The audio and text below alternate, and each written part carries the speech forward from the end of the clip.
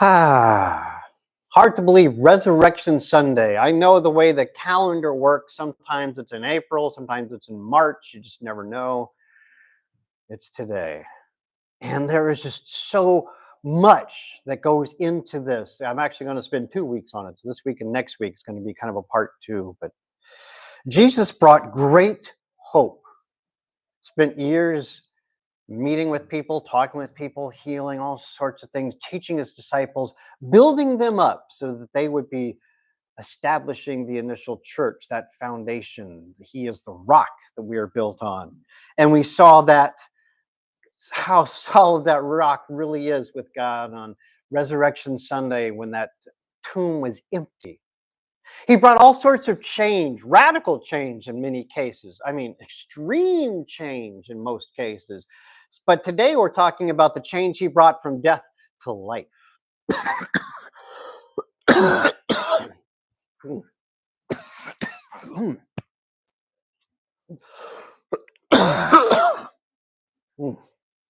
Excuse me. Death to life. We're all familiar with the original sin. Eve was tempted to eat that forbidden fruit in the garden, fruit from the tree of knowledge. She ate it, gave some to Adam. He ate it. Sin entered the world. And sin has been in the world ever since. There's a lot of consequences from that, more than we have time to talk about today. If we were to sit here and talk all day, we still wouldn't have enough time. Genesis 3:19. By the sweat of your face you shall eat bread till you return to the ground, for out of it you were taken. You are dust, and to dust you shall return. That's where that line in funerals often comes from dust you have come, and to dust you will return. It implies that before sin, people could live a long time, maybe even forever, because there was that tree of life there. But with sin, it is clear that we have a finite lifespan, a very limited lifespan. 3 chapters later begins with Noah and the flood in Genesis, something we're all familiar with.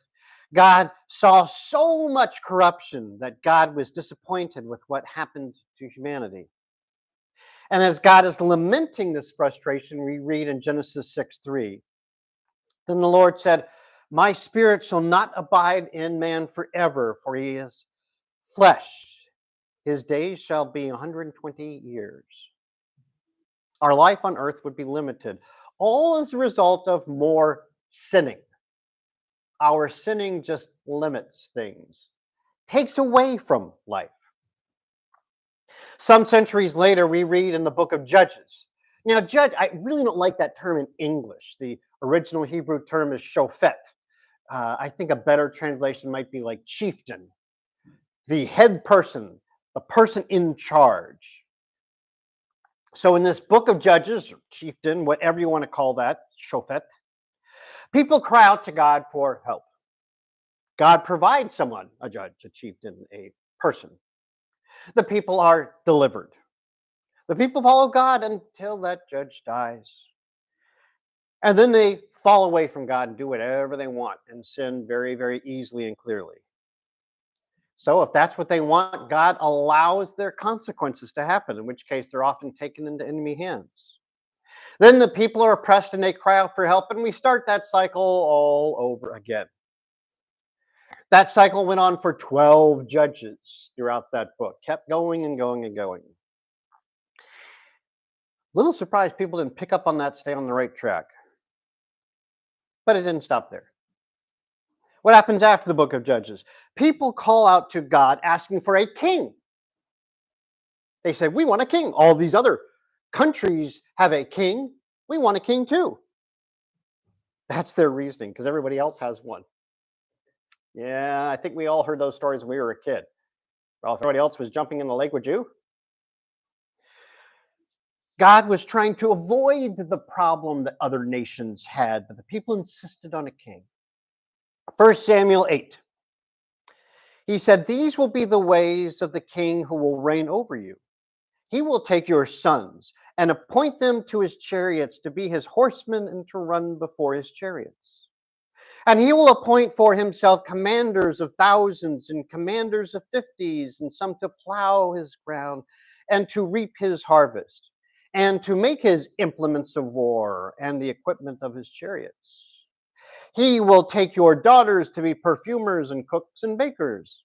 He will take the best of your fields and vineyards and olive orchards and give them to his servants.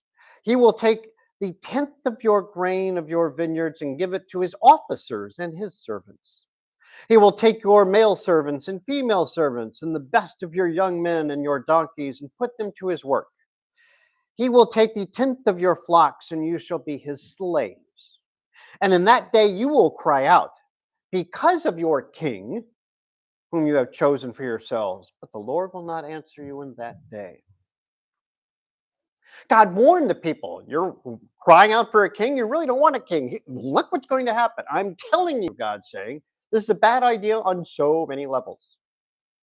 Yet the people still wanted a king. This people persisted instead of just listening to God, obeying God. Throughout the Old Testament and the New Testament, and today, and throughout history, in fact, people everywhere go astray. People think they know better than God. We've all thought that at least at some point. Oh, trust me, I got this hand, God. It's okay. I know what I'm doing. Don't worry. It's good. I'm good. Yeah. People don't listen to God, and people wonder why we experience hurt, pain, suffering, torment, frustration, loss, burdens, struggles. You see, before sin entered the world in the Garden of Eden, they didn't have any of those. We brought those on ourselves. And we continue to bring them on ourselves. Yet through all, God doesn't give up on people. We, humans, there are people in our lives who frustrate the bejesus out of us. You know what I mean? We've all got people like that. And we can find it so easy to give up on them. We may